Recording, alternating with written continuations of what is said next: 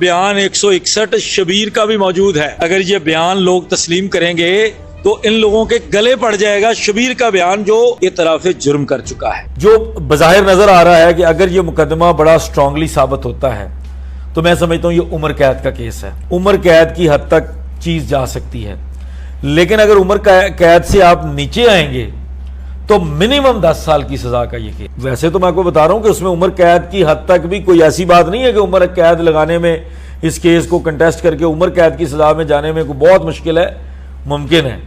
लेकिन मैं आपको कम से कम बता रहा हूं कि उधर ज्यादा से ज्यादा जो मेरी जाती तौर पर मेरी सेंसेस कहते हैं, मेरी नाक़िस इल्मी कहती है कि ये उम्र कैद ज्यादा से ज्यादा और कम से कम 10 साल का मुकदमा बनता है। देखें, इसमें सबसे बड़ी जो निकाह खान की स्टेटमेंट है, इसमें सबसे बड़ी जो चीज़ है वो सपोर्ट करेगी निकाह की तकजीब के अंदर।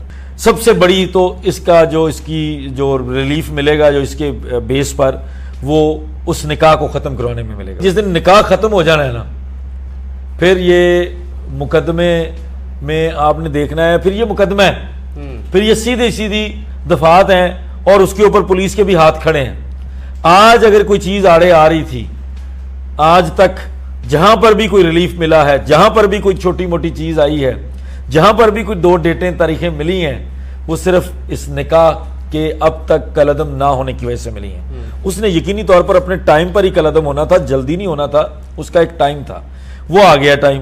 और जब ये निकाह खान का बयान आ गया तो इसने उसके अंदर बहुत मदद करनी है। एक कानूनी पहलू और है कि कानूनी पहलू में अगर कोई विटनेस, क्योंकि वो मुल्ज़म भी है, विटनेस भी बन जाएगा, इस तरह स्टेटमेंट दे भी देता है जो मुल्ज़म, खासकर इस वक्त क्योंकि वो पुलिस की कस्टडी में है, तो कानूनी तौर पर उसकी अहमियत नहीं होती, उसको वो जब तक अदालत के अंदर ये बयान नहीं दे। ये तो क्लियर है, सबको पता होता है कि अदालत के अंदर आपने बयान देना है तो वाजे होना है। लेकिन बहरहाल ये जो इस तरह के डाउट्स होते हैं वो लीड करते हैं ऐसे बंदों के मुंह से ड्यूरिंग ट्रायल बहुत सारी चीजें निकलवाने में। तो अल्टीमेटली इसका फायदा निकाह के कलअदम होने में होगा। और आपके जो बाकी मुकदमा है, जो ट्रायल है, जिसमें ज़हीर और शबीर को उम्र कैद वाली साइड पे जाना है जिन्होंने सजा में, उसके अंदर भी ये हेल्प। निकाह खान और गवाह वो मरकजी मुल्ज़मान नहीं है, उनका रोल मरकजी नहीं है, किरदार मरकजी नहीं है, बेनिफिशरी नहीं है। 3 साल से बच्ची को बहला रहे थे, ऐसा कुछ नहीं है। लेकिन चूंकि वो इस मुकदमे के अदालत ने जब उनकी जमानत खारिज की गई थी, उन्होंने कहा था ये किसी एक शख्स के खिलाफ मुकदमा नहीं है, या किसी एक शख्स के खिलाफ ये ऑफेंस नहीं हुआ, ये सोसाइटी के अगेंस्ट क्राइम हुआ है, सोसाइटी के ऊपर इसका असर पड़ेगा। ये इस तरह के क्राइम के अंदर कोई बंदा बेल का हकदार नहीं है। और उन्होंने ये कहकर बाद अज गिरफ्तारी जमानत दो लोगों की जिनका डायरेक्ट रोल नहीं है उनकी खारिज की थी, बाद अज गिरफ्तारी जमानत। हमारे कानून में जो कबल अज गिरफ्तारी और बाद अज गिरफ्तारी का जो फर्क है, कबल अज गिरफ्तारी वाले के लिए स्कोप इतना सा होता है, जो बाद अज गिरफ्तारी वाला स्कोप है वो बहुत बड़ा होता है कि एक बंदा एक टाइम के लिए जेल के अंदर रह चुका है, उसकी बेल की ग्राउंड उसके लिए आसान बना दी जाती है, उसके लिए वो मंजिल आसान होती है बेल वाली।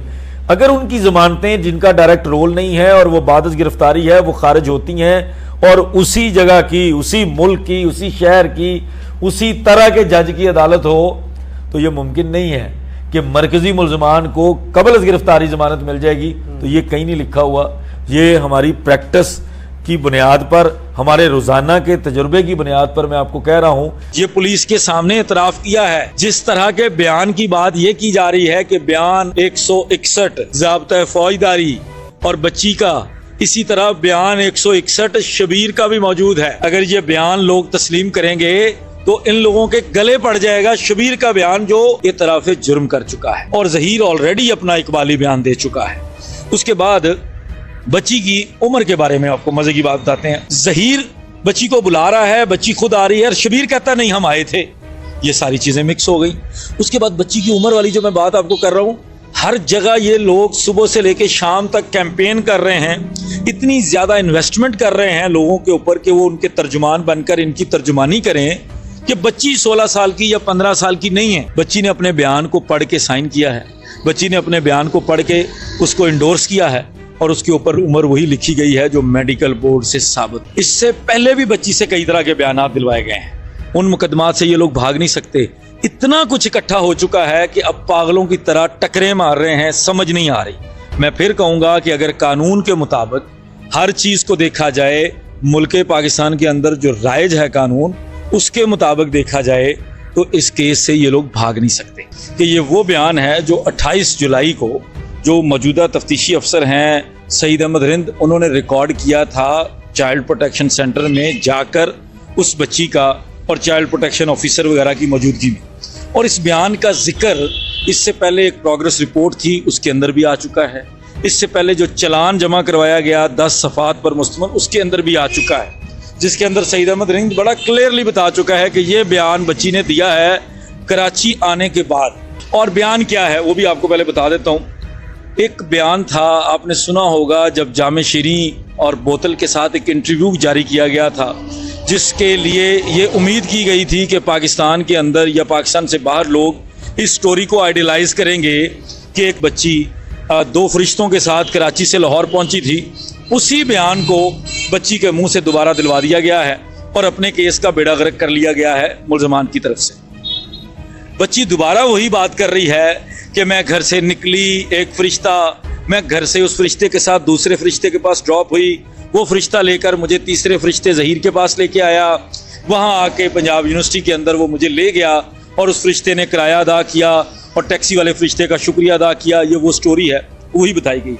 इस बयान के अंदर सिर्फ एक नई चीज़ है, जिसमें लाहौर से जो पुराने इनके वकील साहब थे राय खुरम, जिनको मुकदमे के अंदर अब मुल्ज़म बना लिया गया है, उनके बारे में बच्ची से ये बयान दिलवा दिया गया है कि राय खुरम साहब बेसिकली वो शख्सियत हैं जिन्होंने हमें ये या ज़हीर लोगों से ये जुर्म करवाया है कि बच्ची को छुपा लो, पुलिस के सामने ना हो।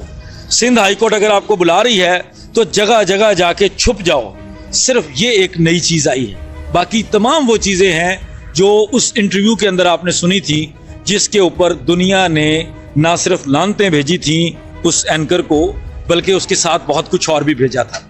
उसके बाद इस बयान के अंदर जो ज़हीर बयान दे चुका है 6 जून को सिंध पुलिस को, जब शौकत अली शाहानी तफ्तीशी अफसर थे, उसके अलावा जब जमानत करवाई ज़हीर ने, तो उसके बाद जो बयान दिया है, अगर इन दोनों बयानात को आपस में रखा जाए और बच्ची के बयान के साथ कंपेयर किया जाए तो ये लोग बुरी तरह से फंस गए हैं बच्ची से ये बयान अगेन दिलवा के, क्योंकि इनके बयानात आपस में मिल नहीं रहे। बच्ची ये कहती है कि मैं कराची से लाहौर आई, लाहौर आकर मैंने ज़हीर को बताया कि मैं भाग कर आई हूँ, मैं शादी करने आई हूँ, मुझसे शादी कर लो। और इंटरव्यू में कहा था कि मैं पहली दफ़ा हमने एक दूसरे को देखा, एक इंडियन फिल्म का सीन बना और हम लोग मिल गए। ज़हीर ये कहता है कि 16 तारीख को बच्ची ने मुझसे बात की, मेरे साथ प्लान किया और मुझे कहा कि मैं आती हूँ तो हम शादी कर लेते हैं। मैंने कहा आजो 100 बिस्मिल्लाह। देखिए आपस में नहीं मिल रहे बयानात, हालांकि सोच समझ के कराची, लाहौर, पंजाब, पता नहीं कहाँ कहाँ से कानूनी टीम, कहाँ कहाँ से कानून के बच्चे नए रखे हैं, कहाँ कहाँ से सोशल मीडिया टीम और मेन स्ट्रीम मीडिया के लोगों को हायर किया है, उसके बावजूद बयानात एक जैसे नहीं हैं। उसके बाद ज़हीर साहब ये जो बयान दे चुके हैं अपना, जिस बयान के मुताबिक उसने बच्ची को वहाँ से बुला लिया था, उसके बड़े भाई ने यह भी एतराफ़ कर लिया पुलिस के सामने कि हम आए थे, मैं अपने भाई के साथ आया था और बच्ची को उठा के ले गए थे लाहौर। बयान 161 शबीर का भी मौजूद है। अगर ये बयान लोग तस्लीम करेंगे तो इन लोगों के गले पड़ जाएगा शबीर का बयान, जो इतराफ़ जुर्म कर चुका है। जो बज़ाहिर नजर आ रहा है कि अगर ये मुकदमा बड़ा स्ट्रांगली साबित होता है तो मैं समझता हूँ ये उम्र कैद का केस है। उम्र कैद की हद तक चीज जा सकती है, लेकिन अगर उम्र कैद से आप नीचे आएंगे तो मिनिमम 10 साल की सजा का ये केस। वैसे तो मैं आपको बता रहा हूं कि उसमें उम्र कैद की हद तक भी कोई ऐसी बात नहीं है कि उम्र कैद लगाने में, इस केस को कंटेस्ट करके उम्र कैद की सजा में जाने में कोई बहुत मुश्किल है, मुमकिन है। लेकिन मैं आपको कम से कम बता रहा हूं कि उधर ज़्यादा से ज़्यादा जो मेरी ज़ाती तौर पर मेरी सेंसेस कहते हैं, मेरी नाक़िस इल्मी कहती है कि ये उम्र कैद ज़्यादा से ज़्यादा और कम से कम 10 साल का मुकदमा बनता है। देखें इसमें सबसे बड़ी जो निकाह खान की स्टेटमेंट है, इसमें सबसे बड़ी जो चीज़ है वो सपोर्ट करेगी निकाह की तकजीब के अंदर। सबसे बड़ी तो इसकी जो रिलीफ मिलेगा जो इसके बेस पर, वो उस निकाह को ख़त्म करवाने में मिलेगा। जिस दिन निकाह ख़त्म हो जाना है ना, फिर ये मुकदमे में आपने देखना है, फिर ये मुकदमा है, फिर ये सीधी दफात हैं और उसके ऊपर पुलिस के भी हाथ खड़े हैं।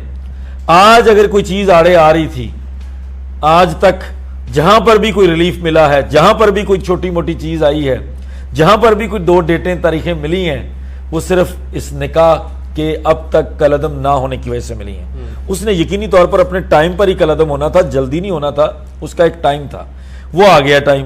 और जब ये निकाह खान का बयान आ गया तो इसने उसके अंदर बहुत मदद करनी है। एक कानूनी पहलू और है कि कानूनी पहलू में अगर कोई विटनेस, क्योंकि वो मुल्ज़म भी है, विटनेस भी बन जाएगा, इस तरह स्टेटमेंट दे भी देता है जो मुल्ज़म, खासकर इस वक्त क्योंकि वो पुलिस की कस्टडी में है, तो कानूनी तौर पर उसकी अहमियत नहीं होती उसको, वो जब तक अदालत के अंदर ये बयान नहीं देगा। ये तो क्लियर है, सबको पता होता है कि अदालत के अंदर आपने बयान देना है तो वाजे होना है। लेकिन बहरहाल ये जो इस तरह के डाउट्स होते हैं वो लीड करते हैं ऐसे बंदों के मुंह से ड्यूरिंग ट्रायल बहुत सारी चीजें निकलवाने में। तो अल्टीमेटली इसका फायदा निकाह के कलअदम होने में होगा, और आपके जो बाकी मुकदमा है, जो ट्रायल है जिसमें ज़हीर और शबीर को उम्र कैद वाली साइड पे जाना है जिन्होंने सजा में, उसके अंदर भी ये हेल्प